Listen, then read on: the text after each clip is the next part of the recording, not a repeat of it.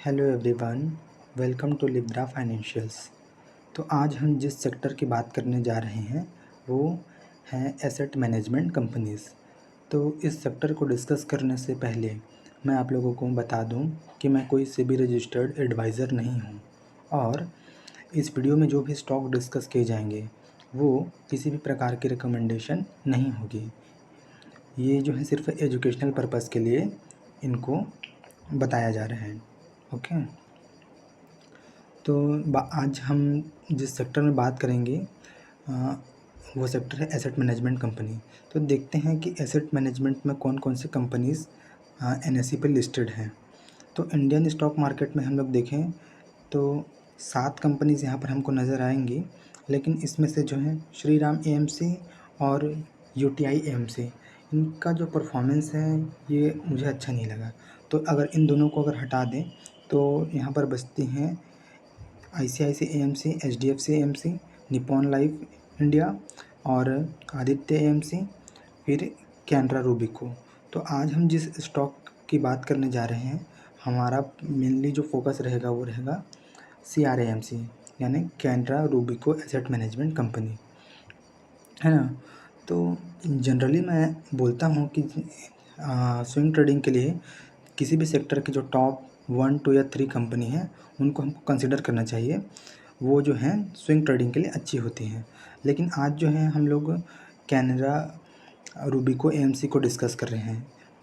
और इसका market cap भी देखें तो बहुत ज़्यादा कम है अपने पीयर्स के कंपैरिजन में देखें तो ऐसा क्यों है कि हम इतनी छोटी कंपनी को जो है डिस्कस कर रहे हैं इस सेक्टर में।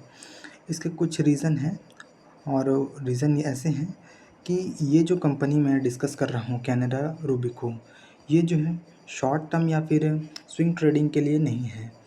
अगर मेरा व्यू अगर इसमें है कि ये जो है इतनी छोटी कंपनी है, अराउंड 5000 करोड़ की कंपनी है ना।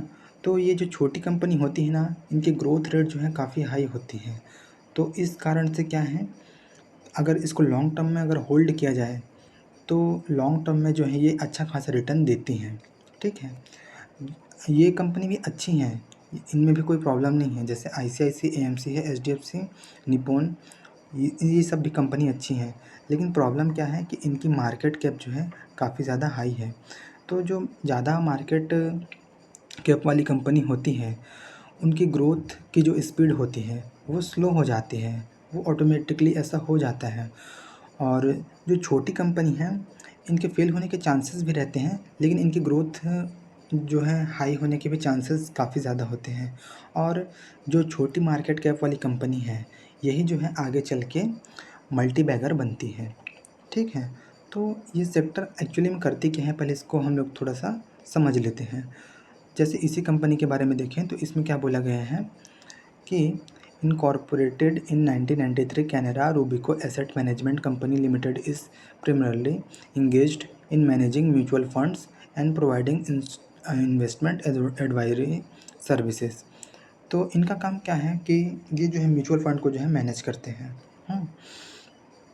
मेन यही है। तो म्यूचुअल फंड करता क्या है, म्यूचुअल फंड क्या करते हैं, लोगों से जो है पैसा इकट्ठा करता है, फिर उसको एक एज अ पूल की तरह यूज़ करता है, फिर उस पैसे को स्टॉक मार्केट में या डेट इंस्ट्रूमेंट में या अदर इन्वेस्टमेंट में जो है लगा देता है और लोगों का पैसा वो जो है ग्रो करके देता है और उसके बदले में एक छोटी सी जो फीस वो है चार्ज करता है। ये इनका बिजनेस मॉडल होता है। तो इस कंपनी मतलब इसमें जैसे पूरे पेयर सेक्शन में देखें तो इन कंपनी का जो मार्जिन होता है ना काफ़ी अच्छा होता है। तो जितनी भी अच्छी कंपनीज हैं इनका आरओसी अगर हम लोग देखें तो इनका आरओसी 30 के ऊपर है। यूटीआई एएमसी और श्रीराम एएमसी को छोड़ दें तो इसका कैनरा का 40 है, इसका 32 है, फिर आईसीआईसीआई एएमसी का 115 है, एचडीएफसी एएमसी का 42 है और निप्पॉन लाइफ इंडिया एसेट का 43 है। तो इस सेक्टर में ऑपरेट करने वाली कंपनी जो है यूजुअली क्या होती हैं, अच्छा खासा मार्जिन जो है जनरेट कर पाती हैं, क्योंकि ये एसेट लाइट मॉडल होती हैं। कैपिटल इंटेंसिव तो होते हैं क्योंकि इसमें इन कंपनी को जो है ऑपरेट करने के लिए पैसों की ज़रूरत तो होती है, तो कैपिटल इंटेंसिव होना अलग है। लेकिन इसमें जो है ना ये एसेट लाइट बिजनेस मॉडल में आता है कि इसके लिए आपको हैवी इंडस्ट्रीज़ या प्लांट मशीनरी सब नहीं लगाना पड़ता। इनके जो एसेट होते हैं, इनके फंड मैनेजर, इनका डिस्ट्रीब्यूशन नेटवर्क, ये सब होते हैं। और डेट की बात करें तो इसमें से किसी भी कंपनी में जो है कोई ख़ास डेट नहीं है। तो यहाँ एक चीज़ मैं और आपको बताना चाहूँगा कि जो पिछले वीडियो में मैंने एक बुक जो डिस्कस किया था, पीटर लिंच की वन अपॉन वॉल स्ट्रीट, तो उसमें पीटर लिंच बताते हैं कि जो एज अ कॉमन मैन हमारा जो एडवांटेज होता है, हम जो है उसको एक्सप्लॉइट नहीं करते। जैसे कि पीटर लिंच अपना ही एग्जांपल देते हुए बताते हैं कि वो जब फंड मैनेज करते थे मैगेलन फंड को, तो उनका नीश क्या था? उनका नीश ये था कि वो जो है एक फ़ंड मैनेजर थे और उनको ये अपने इंडस्ट्री के बारे में जो है बाकी जो कॉमन मैन हैं या आम लोग हैं, उनसे जो है ज़्यादा अच्छे से पता था कि कौन सी म्यूचुअल फ़ंड कंपनी किस तरह परफ़ॉर्म कर रही है।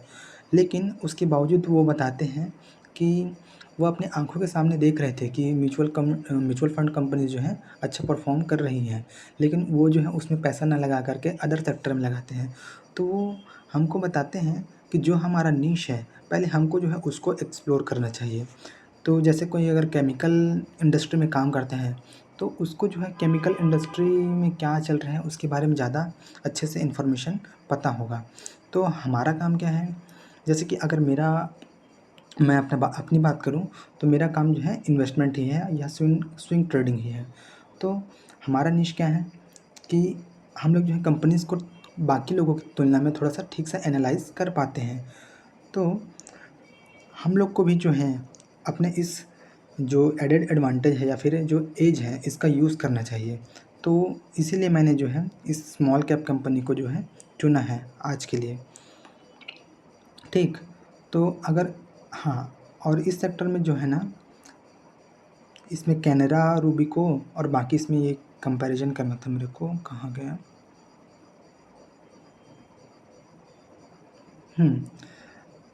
मैं थोड़ा-सा इसको कंपेयर करना चाह रहा था।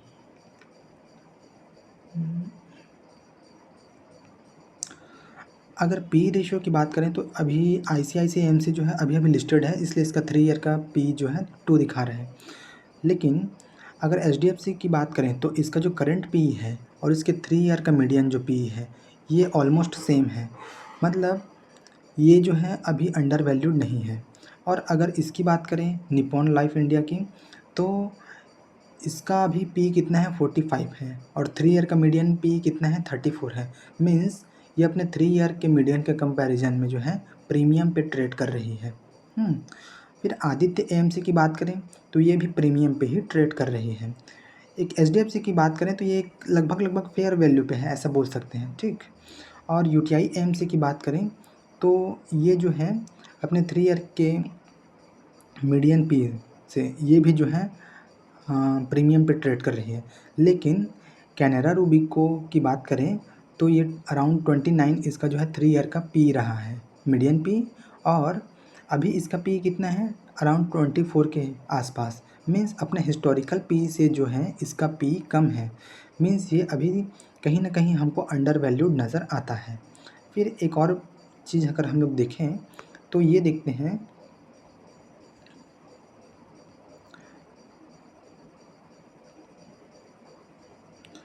कि ये जो कॉलम है, ये जो कॉलम क्या बताता है कि कोई स्टॉक अपने 52 वीक से कितना लो है। तो अगर आईसीआईसीआई एएमसी की बात करें तो ये सिर्फ 9% के आसपास या 10% के आसपास ही लो है। फिर एचडीएफसी एएमसी की बात करें तो एचडीएफसी एएमसी जो है ये भी 10% के आसपास ही डाउन है। निप्पॉन लाइफ इंडिया जो है ये भी 3% के आसपास ही डाउन है। और आदित्य एएमसी की बात करें तो ये 6% के आसपास डाउन है। और यूटीआई एएमसी जो है 35% डाउन है। और कैनरा रूबिको जो है 31% के आसपास जो है डाउन है अपने 52 वीक हाई से, है ना। तो यूटीआई एएमसी क्यों डाउन है, इसको हम लोग देखेंगे।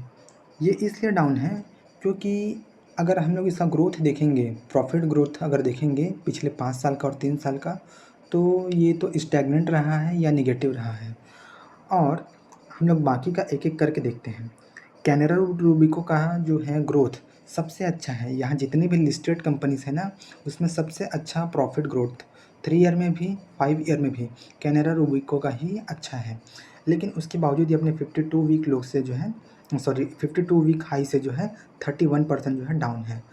और अगर पीई की बात करें ना, तो पीई वाइज़ भी अगर देखा जाए तो अपने पीयर्स में सबसे ज़्यादा सस्ती है। तो एक-एक करके हम लोग जो है सभी कंपनी का देखते हैं।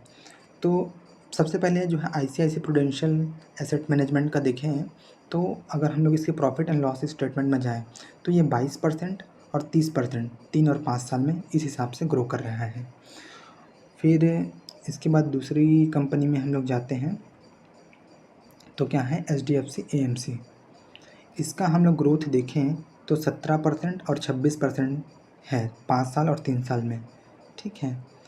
फिर निप्पॉन लाइफ इंडिया, इसमें जाएँ तो इसका ग्रोथ रेट अगर हम लोग देखें तो ये कितना है 18 और 28% के सीएजीआर से ग्रो कर रहा है इसका प्रॉफिट 5 ईयर और 3 ईयर में। फिर इसके बाद अगर हम लोग देखें, पीयर में ही जाते हैं, आदित्य एएमसी। तो आदित्य एएमसी को अगर हम लोग देखें तो इसका ग्रोथ रेट जो है 13% और 18%। ये कुछ खास ग्रोथ नहीं है 5 ईयर और 3 ईयर में भी। और इसके बाद यूटीआई एएमसी, ये डाउन है, मैंने बताया था। लेकिन डाउन क्यों है? क्योंकि इसका 5 ईयर में अगर देखें प्रॉफिट ग्रोथ, तो सीएजीआर टर्म में -1% है और 3 ईयर में जो है 2% है। और इसके बाद लास्ट जो है कैनरा रूबिको, है ना। अगर इसका ग्रोथ रेट देखें 5 ईयर और 3 ईयर में, तो इसका प्रॉफिट ग्रोथ जो है 41% है और 3 ईयर में जो है 37% है। तो इतना हाई जो सातों की सातों कंपनी है, 5-7 जो कंपनी है, सबसे ज़्यादा हाई जो है इसी का है। और स्टॉक भी देखा जाए तो इसी का सबसे ज़्यादा पिटा हुआ है, यूटीआई एएमसी को अगर छोड़ दें तो, ठीक। फिर इन सबको क्लोज़ कर देते हैं। एक चीज़ मैं और बताना चाहूँगा कि एक मिनट, जैसे कि मैंने यहाँ पर सर्च करके रखा हुआ था, क्या एक मिनट, नहीं सर्च किया हुआ है।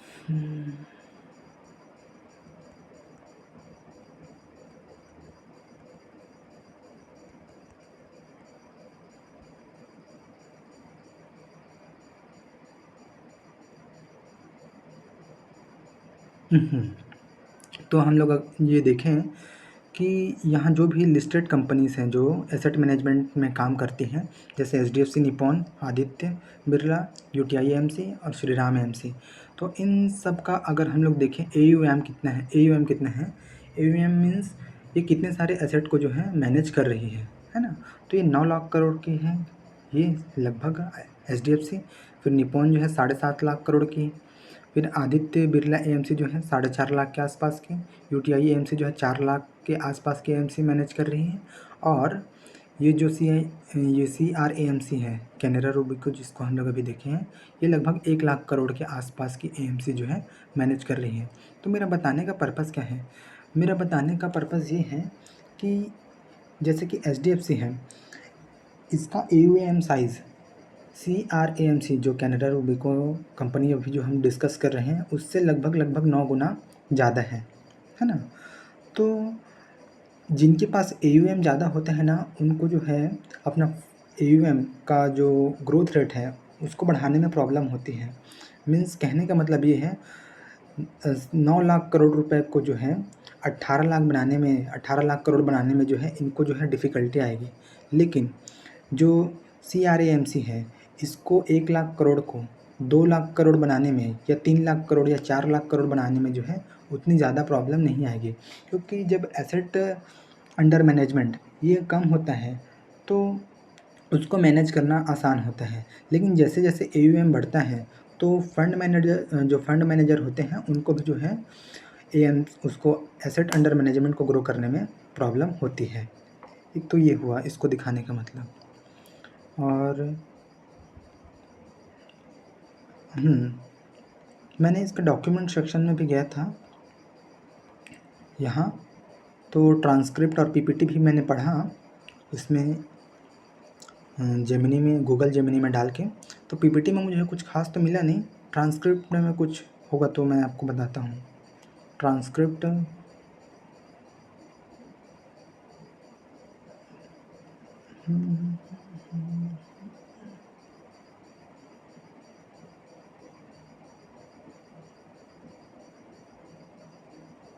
नहीं, इसमें कुछ खास मुझे नज़र नहीं आ रहा है पीपीटी में।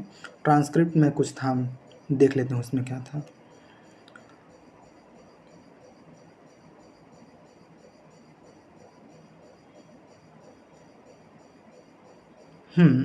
ट्रांसक्रिप्ट में ये बताया गया था कि अभी क्या है, इन लोगों ने क्या बताया है, SIP flow and folio faced downward pressure due to 15% Nifty market correction and tax changes impacting equity linked saving scheme.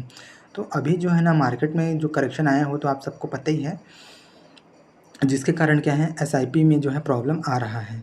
ठीक है, तो हो सकता है कि आने वाले कुछ क्वार्टर तक ये जितनी भी एएमसी कंपनी है इनको थोड़ा बहुत जो है एसआईपी का जो है प्रॉब्लम देखने को मिले, कि हो सकता है कुछ लोगों ने एसआईपी बंद कर दी हो या कम कर दी हो, जबकि यही टाइम सही होता है एसआईपी को बढ़ाने का या लमसम इन्वेस्टमेंट करने के लिए। एक तो ये हुआ।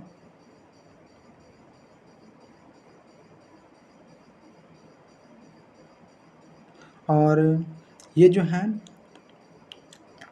क्या बोलते हैं, ये जो है एक्टिव फंड मैनेजमेंट में जो है ज़्यादा फोकस करते हैं। ये जो है पैसिव फंड जैसे कि इंडेक्स फंड वगैरह हुआ, इंडेक्स फंड हुआ, ईटीएफ वगैरह हो गया, ये सब जो है उतना उसके ऊपर ध्यान नहीं देते। तो अगर आप लोग को पढ़ना होगा तो इसको पढ़ सकते हो, इसमें मुझे पढ़ने के लायक कुछ खास लगा नहीं, तो इसलिए मैं इसको ज़्यादा शेयर नहीं कर रहा हूँ। और एक बात और, कि मैं जब इसके वेबसाइट पे गया हुआ था कैनरा रूबिको म्यूचुअल फंड के, तो मैंने ये देखा कि यहाँ लिखा क्या है, पहले उसको पढ़ते हैं। O C is 100% owned subsidiary of ORIX Corporation Tokyo. तो इनका कहीं ना कहीं लिंक कहाँ से है, टोक्यो से, यानी जापान से, है ना। तो क्या दिया है, Japanese conglomerate listed on the Tokyo stock exchange and New York stock exchange and operating in financing and investment, insurance, banking, asset management, real estate, public works, environment and energy, civil engineering and transport.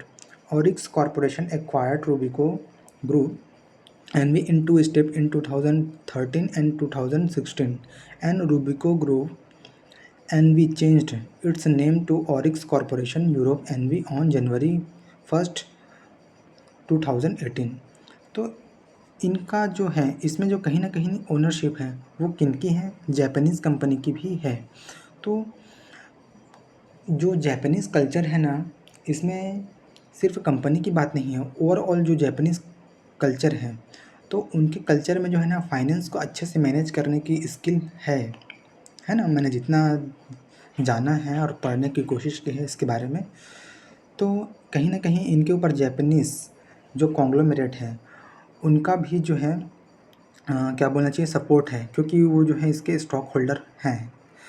तो इससे कैसे finance को manage करना है, mutual fund manage करना है, कुछ नए जो स्कीम लॉन्च करने हैं कि नहीं करने हैं, उसके बारे में इनको अच्छी खासी गाइडेंस मिल जाएगी। तो एक एश्योरेंस यहाँ से भी मिल जाता है कि अगर जापानीज़ फर्म के साथ अगर ये मिल के काम कर रहे हैं तो कहीं ना कहीं इनकी टीम अच्छी ही होगी। एक तो ये बात है। और ऐसे ही जो निपॉन एसेट मैनेजमेंट कंपनी है ना, ये भी कहीं ना कहीं जापानीज़ जो कंपनी है उनके साथ इनके जो है रूट्स जुड़े हुए हैं। और अगर ऐसा देखा जाए तो बाकी सब तो सही है, सेल्स वगैरह अगर 5-6 साल में इनकी ग्रोथ देखें तो अच्छी खासी ग्रो हुई है, जो कि यहाँ पर दिख भी रहा है। यहाँ 96 से 454, और जो नेट प्रॉफिट है 23 करोड़ से 204 करोड़। इनका ये अच्छा लगा कि ना अभी तक इनका जो नेट प्रॉफिट है कभी डाउन नहीं गया किसी भी ईयर में। 23 से 36, फिर 60, फिर 79, फिर 151, फिर 191, फिर 204। तो अब इन्वेस्टमेंट की बात करें और एसेट एलोकेशन की बात करें। इसमें भी यहाँ कुछ है नहीं। अच्छा, ये जो आईपीओ लाए थे ना, तो मुझे ऐसा लगा कि इनका आईपीओ लाने के पीछे जो पर्पज़ ये था कि ये जो डीआईआईज़ हैं, ये कहीं ना कहीं यहाँ से एग्ज़िट लेना चाहते थे। हो सकता है इनको अच्छा खासा रिटर्न मिल गया होगा, तो इसलिए ये आईपीओ लाए, फिर इनको जो है एग्ज़िट मिला, जो कि दिख भी रहा है कि डीआईआईज़ जो हैं अपनी होल्डिंग 12.49 से 10.18 पे कर चुके हैं, लेकिन प्रोमोटर की holding as it is maintain है 75%, जो कि अच्छी बात है। तो अगर मुझे इन्वेस्ट करना होता इस कंपनी में, सपोज़ मुझे करना होता, तो मैं क्या करता? तो मैं इस कंपनी में भी अपना 3% से ज़्यादा एलोकेट नहीं करता ओवरऑल पोर्टफोलियो का। तो अगर मुझे एसेट एलोकेट करना होता, तो मैं क्या करता? मैं पार्ट्स में करता। पार्ट्स में कैसे करता कि मैं अपने टोटल पोर्टफोलियो का 1.5% अभी इन्वेस्ट कर देता, और चूँकि मैंने ये देखा कि एसआईपी में हेडविंड आ रहा है, तो हो सकता है आने वाले कुछ क्वार्टर इसके भी ख़राब थोड़े आएँ या रिज़ल्ट उतने सेटिस्फैक्टरी ना आएँ, तो इसके स्टॉक प्राइस में जो है करेक्शन, टाइम करेक्शन हो सकता है, या प्राइस करेक्शन अगर हुआ तो फिर फर्दर जो है 1.5% और एलोकेट कर दूंगा उसमें। तो इस तरह से मेरे ओवरऑल पोर्टफोलियो का इसमें मैं 3% लगाने में कंफर्टेबल हूँ, अगर मुझे लगाना होता तो। और मैं अक्सर बोलता था, मतलब मैं बोलता ही हूँ कि हमको जो है बिना टेक्निकल से कभी एंट्री करने के बारे में नहीं सोचना चाहिए। तो ये कंपनी तो अभी अभी लिस्ट हुआ है, तो इसके टेक्निकल्स के बारे में क्या ही बोलें अभी। जब तक चार्ट फॉर्म नहीं होगा तब तक जो है इसके टेक्निकल्स ठीक से एनालाइज़ करना मुश्किल है ना? लेकिन मैं ये देख रहा हूँ कि ये अच्छा खासा करेक्ट हो चुका है अपने जो हाई इसने बनाया था उससे 30% के आसपास हमने वहाँ पे देखा था स्क्रीनर डॉट इन पे। और जो है इसका लो कितना गया था? लो जो है 38% के आसपास गया था। तो मेरा जो इसके ऊपर व्यू है वो लॉन्ग टर्म का है। अब लॉन्ग टर्म कितना होता है ना? लॉन्ग टर्म 20 साल 30 साल, ऐसा ये भी लॉन्ग टर्म होता है। तो मैं जनरली जो भी इन्वेस्टमेंट करता हूँ, और अगर मेरी होल्डिंग पीरियड अगर 3 साल से ऊपर की है ना, मेरा होराइजन अगर 3 साल से ऊपर है, तो मैं जो है उसको लॉन्ग टर्म इन्वेस्टमेंट में उसको कंसिडर करता हूँ। तो मेरा भी इसमें व्यू यही है कि इसको कम से कम 3 से 5 साल तक होल्ड करके देखा जाए, और बीच-बीच में इसको जो है इसके रिज़ल्ट को जो है रिव्यू किया जाए कि हर 6 महीने या फिर हाँ, क्वार्टरली इसके रिज़ल्ट है उसको चेक किया जाए कि इसके रिज़ल्ट ठीक आ रहे हैं कि नहीं आ रहे हैं। तो अगर 3 से 5 साल तक ये अगर ठीक परफ़ॉर्म करता है, जो कि लग रहा है कि करेगा, तो इसको आगे होल्ड करना है कि नहीं करना है, वो मैं आगे आने वाले 3 से 5 साल बाद देखूँगा। लेकिन बीच-बीच में इसके जो है क्वार्टरली रिज़ल्ट हैं, इसकी सेल्स ग्रोथ है, इसकी स्ट्रैटेजी है, इनको जो है मैं चेक करता रहूँगा।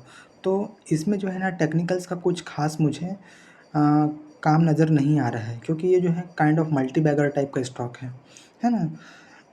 इस स्टॉक को 10 टाइम्स होने में शायद उतनी ज़्यादा प्रॉब्लम ना आए, लेकिन जैसे बड़ी कंपनीज़ है, जैसे एचडीएफसी, एएमसी है, निपॉन एसेट मैनेजमेंट है, इन सबको जो है 10 टाइम्स का 5 टाइम होने में भी बहुत प्रॉब्लम आएगी, क्योंकि ये कंपनी ही इतनी बड़ी है। लेकिन ये चूँकि 5,000 करोड़ से भी छोटी कंपनी है, तो इसको 50,000 तक पहुँचने में, 50,000 करोड़ मार्केट कैप तक पहुँचने में जो है उतनी ज़्यादा प्रॉब्लम नहीं आएगी। ठीक है, मतलब मेहनत तो करना पड़ेगा मैनेजमेंट को, लेकिन जितना एचडीएफसी एमसी या फिर आईसीआईसीआई एमसी को जो है लोड पड़ेगा, वो लोड इनके ऊपर उतना नहीं रहेगा, क्योंकि इनका एयूएम भी छोटा है, इनका मार्केट कैप भी छोटा है, और इंडिया जो है एक ग्रोइंग इकोनॉमी है। तो जो ग्रोइंग इकोनॉमी है, इसमें तो एएमसी बिज़नेस को तो ग्रो करना ही होगा, मतलब वो होगा ही होगा, ज़ाहिर-सी बात है। ठीक है, तो आज की वीडियो में इतना ही, और वीडियो देखने के लिए जो है थैंक यू।